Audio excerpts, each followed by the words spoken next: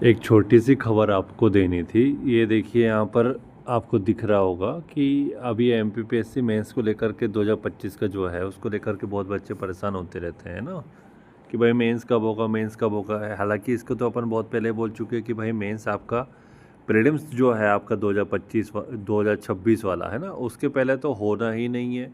और अब यहाँ पर आपको जानकारी जैसे कि दिख रही है, आपका केस लिस्ट भी नहीं हुआ। ठीक है, तो केस लिस्ट नहीं हुआ तो भाई सुनवाई कैसे होगी? इस या मोशन हियरिंग लगा के रखे, मेंशन मेमो लगा के रखे, फिर भी काम नहीं हो पा रहा आप लोग का। और जब लिस्ट हो जाता है तो जज साहब नहीं रहते हैं। तो ये सब चीज़ें हो रही है आपके साथ। तो ये देखो अब क्या करो आप लोग। अब तो ये सब क्लियर कट हो गया भाई कि अब मेंस तो नहीं होना है प्रीलिम्स के पहले। तो ये मेंस कब हो सकता है, ऐसी भी संभावना बता सकते हैं क्या? देखो अंदाज़ा बता सकते हैं कि भाई आपका जो मेंस है ना, वो हो सकता है आपका मई से जून जुलाई के बीच में हो सकता है। ठीक है, जून तक तो जा सकता है, ये संभावना प्रबल संभावना है।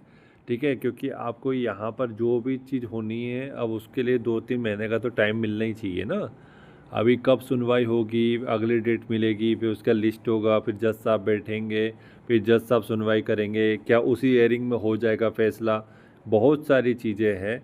तो ये अभी आप ध्यान रखो कि भाई 2025 को अभी पीछे रखो। अब ध्यान दो 2026 पे, क्योंकि उसको बिगाड़ मत लेना पेपर को।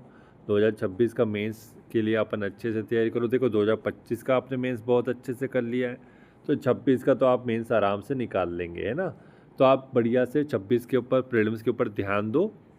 और जो पढ़ रहे हो उसको ये भी ध्यान से पढ़ो कि भाई हम 2 मार्कर भी तो लिखते हैं एग्ज़ाम में।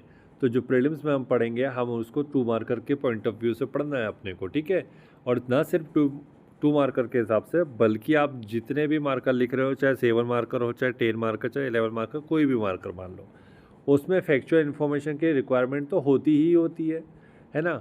तो वो फैक्चुअल इन्फॉर्मेशन के एक एक अगर एक्स्ट्रा पॉइंट आप लोग लिख देंगे तो डेफिनेटली बाकी लोगों से एक एक नंबर ज़्यादा अगर मिल जाए आपको, तो आपका रैंक डिसाइड करता है वो सब चीज़ें, है ना।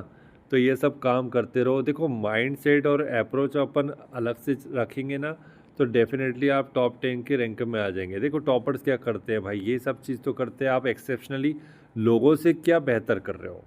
ठीक है, तो यहाँ पर आपको बता दिया। तो देखो अब यहाँ जितना बता दी, इससे भी कोई व्यक्ति होगा जो इसके आगे की चीज़ें कर रहा होगा, है ना। तो ये सब चीज़ करते रहो, आप लोगों के वीडियो देखते रहो, जहाँ से जो आइडिया मिल रहा है उसको लेते रहो और अपनी जो मार्किंग है उसको सुधारते रहो। ठीक है, तो आप परेशान होने की आवश्यकता बिल्कुल नहीं है।